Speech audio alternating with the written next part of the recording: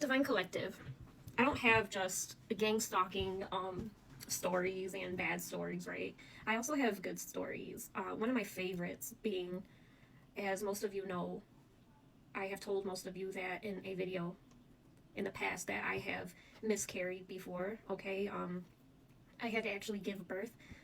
My son was only, I would say he was probably 3 months maybe inside my womb. Not yet, very small still, but his heart stopped beating, so I still had to deliver. The whole process was really odd, Divine Collective. But they made me deliver because, he was, I guess, too big. I don't know how that goes. I really don't even want to get into it. However, I had to deliver, Divine Collective, and um, that was a really hard time in my life, right? A lot was going on. I was working full time. I had only, when I had the miscarriage, I think I went straight back to work, Divine Collective.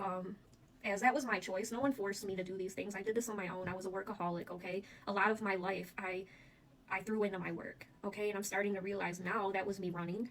I was a runner, right? I didn't want to think about anything that was going on. I felt like if I threw myself into work, time would just pass me by and I wouldn't have to think about anything going on, right?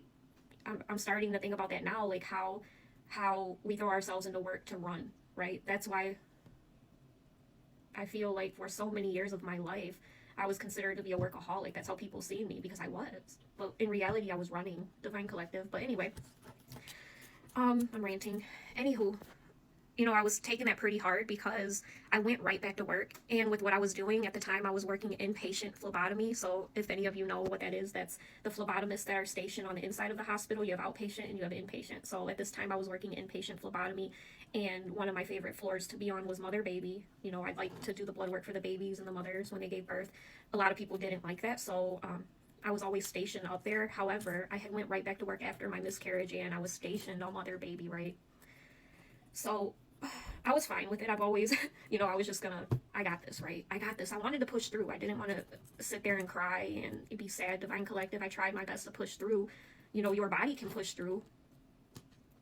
That's without a doubt. You can force your body to push through, but you don't realize that you're just, you know, you're keeping all that inside, right? You're keeping all that inside. We don't realize that at the moment.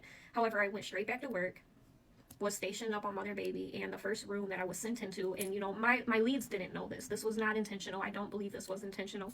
But the first patient I was sent up to a room where a lady had just had a stillborn. Okay, so her situation was a little bit different than mine. My son was still in the womb. He wasn't yet 3 months old, and she had carried full term. Divine Collective. And I'm walking into the room not knowing anything about what's going on. Typically when something like this happens in the hospital, the nurses will put a sign on the outside of the door to let medical professionals know what's going on, so we know what we're walking into. However, this must have just happened because no one had put a sign on the door. I'm walking in and I'm not understanding what's going on at the moment, Divine Collective. And I walk into a woman holding her baby, yet she's crying uncontrollably, so none of it matches up. Right away I'm like, wait, this is supposed to be a happy time. None of this is matching up. The baby's full term, and I'm not putting it together in my head because I don't think that way, right? I don't see a worst case scenario, Divine Collective. That's not how I'm wired. Okay, so it takes me a couple minutes, and then I realize that the baby isn't breathing. Okay, so they were giving her time to get herself together, Divine Collective. I ended up leaving the room and I collapsed outside of the door. I guess everything had just caught up to me, Divine Collective, and it was very rough. So I went home that day and I ended up, I believe, sleeping all day, and I had a dream that I see now as it was more like a premonition or a vision, Divine Collective. But back then when I was asleep still, I seen these as dreams. I don't see them as dreams anymore. I see them as visions, okay? God came to me in this vision and started talking to me about my son and telling me how, my child was a trickster basically, but the whole time Spirit was laughing, talking about how my child keeps the angels busy, Divine Collective. And I tried so hard. I don't know if you've ever been in a dream where you try so hard not to wake up. I mean, I wanted to wake back up into this reality, but I just wanted to stay in that dream a little bit longer because I'm not gonna get emotional, but God was explaining to me how, the children that we lose, they may have not been needed here, Divine Collective, but they have purpose. And I seen my son, and he was healthy, and he was laughing, and it wasn't like a physical body that I was seeing as it was a soul. But in seeing that bright light, I could see through my eyes, I could see a physical being, but it was actually just a bright light, divine collective. It was, I could see the physical being, and he looked a lot like my second oldest, my daughter. And I knew, that was spirit telling me that he would have looked like her, right? They would have favored each other a lot.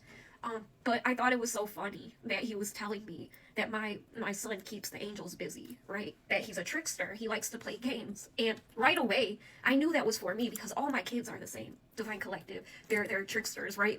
They love to make people laugh. They love to sneak up on you and scare you and just kind of laugh it off with you. So that was the first thing Spirit told me, how my son keeps the angels busy on their toes all day. It's like they're always chasing after this little boy that's always playing games in the ethers. Divine Collective. And I just wanted to share that story with you. I know it started out a little sad, but to any of you who have ever lost a child, my condolences, right? Like, all of our situations are different, and I think about the ladies' room that I walked into, and then what I went through doesn't seem so bad, which is odd because it was just as bad. But all of our situations are so different. I guess I just wanted to get on here and let all of you know that just because, our children weren't needed here in this physical realm, Divine Collective, they have purpose. They have purpose with God, and they walk very closely with God and your ancestors, Divine Collective. And I've seen this with my own eyes, right? I wish that I could prove it to those of you out there that are, skeptical, or, whatever that word is, where you don't believe until you see. I wish there was a way for me to prove. I don't feel the need to, but I would love to. However, you just got to take my word for it. I seen my son with my own eyes, and there was things that Spirit was speaking that no one would have known other than God, right? The things that I always say about my children, Divine Collective. So if this video does anything for you out there, Divine Collective, let it help you heal, knowing that your child. Once again, if this video does anything for you, Divine Collective, let it help you heal, knowing that if you've lost a child, that your child is safe in the arms of God. Okay? I've seen it with my own eyes. I just wanted to share that with all of you. Love you. Bye.